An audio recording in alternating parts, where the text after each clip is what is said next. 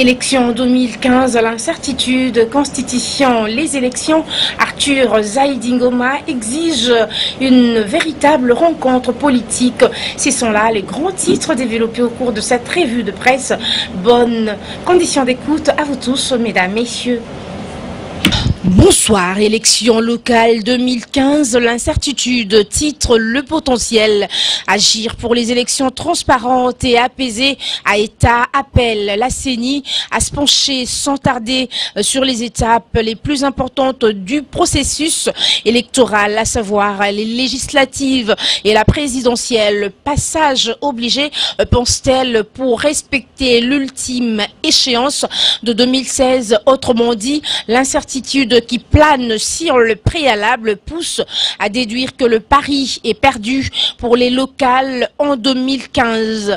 Le 26 mai remonte le journal plein d'assurance. Le président de la Commission électorale nationale indépendante CENI présentait devant la presse le calendrier partiel prévoyant les élections urbaines, municipales et locales au courant de l'année 2015. Il déclinait à ce propos les différentes étapes à franchir pour réussir ce premier round du cycle électoral. Mais par contre, depuis cette annonce, aucune disposition pratique n'est venue consolider le calendrier de la CENI. En réalité, le cycle électoral 2014-2016 a du plomb dans l'aile. La CENI fait face à des multiples contraintes. C'est une course contre la montre qui est engagée. Saura-t-elle relever le défi? S'interroge le tabloïd et de répondre. Dans les milieux spécialisés, l'on commence à douter de la capacité de la CENI à contourner les obstacles qui se dressent devant elle. Toujours dans la même colonne, le journal écrit Aïta donne de la voix. Dans une analyse technique réalisée sur la question, la plateforme de la société civile Aïta, agir pour les élections transparentes et apaisées, démontre qu'il sera difficile, voire impossible pour la CENI d'organiser les élections partielles en 2015, conformément au calendrier électoral du 26 mai 2014. Aïta motive par contre son sceptisme en invoquant la contrainte budgétaire qui perturbe sérieusement les prédictions de la CENI. Elle prend également en compte la variable temporelle, pour autant que tout le processus est censé s'arrêter en 2016. Que faut-il faire pour arriver à organiser les élections transparentes et apaisées, s'interroge de nouveau le journal.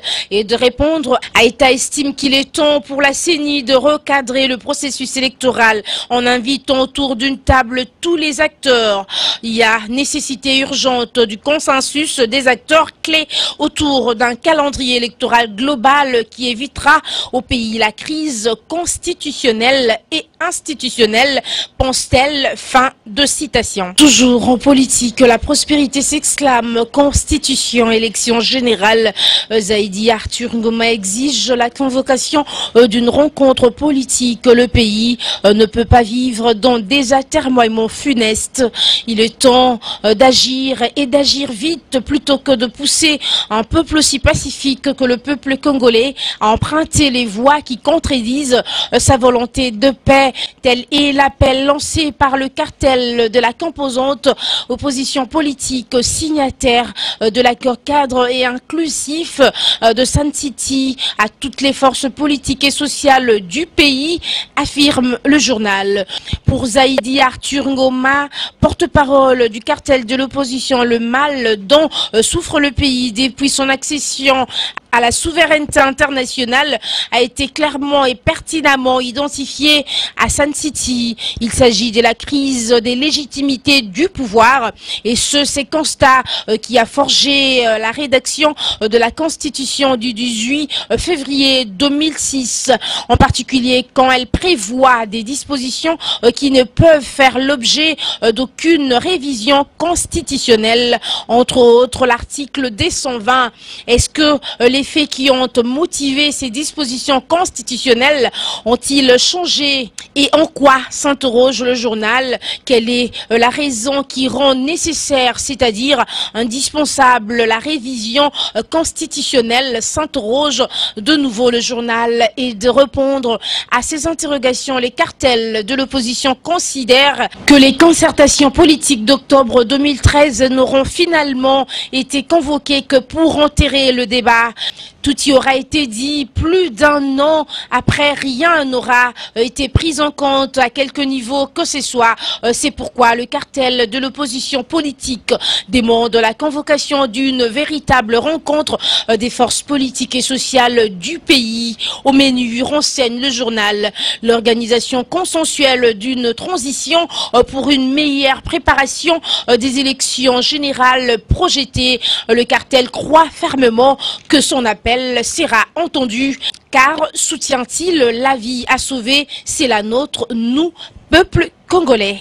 Et enfin, parlant énergie électrique avec Congo Indépendant News qui affiche visite guidée au site d'Inga, toute la vérité sur la problématique de l'énergie électrique. Le journal écrit les déficits énergétiques observés tant à Kinshasa que dans le Bas-Congo, voulu pour une province mère de l'électricité, a mérité des investigations sur les sites d'Inga dans la province du Bas-Congo. Ainsi, professionnalisme oblige, nos fins limiers ont effectué une descente éclair afin de livrer à l'opinion toute la vérité avec sur cette affaire qui continue à faire couler encre et salive et laquelle a même occasionné une question orale avec débat adressé à l'AD Eric Mbala de la Société nationale d'électricité. Respect des déontologies et d'éthique, faisant une mini-enquête réalisée avec professionnalisme, démontre avec autant de pertinence et d'objectivité que bien d'arguments débités ci et là, à tort et à raison, autour des délestages observés sont pour la plupart loin d'être la vérité, car il a fallu au préalable descendre sur les sites d'Inga pour palper du doigt toutes les facettes de cette problématique. C'est donc tout pour cette revue de presse. Mesdames, messieurs, bonsoir. C'en est donc fini pour cette revue de presse. Merci à vous de l'avoir écouté. Suivez-nous également sur lecolé.yacongo.com et nous profitons de l'occasion pour présenter nos condoléances les plus attristées à notre caméra-woman journaliste Marianne Mafolo qui a perdu sa maman depuis hier. Toutes nos condoléances et nous sommes de cœur avec toi là où tu es. Sois forte et porte-toi bien. Donc retrouvez-nous demain pour le compte donc de la revue de presse. D'ici là, portez-vous bien en compagnie de CongoLecolénews.com. Merci.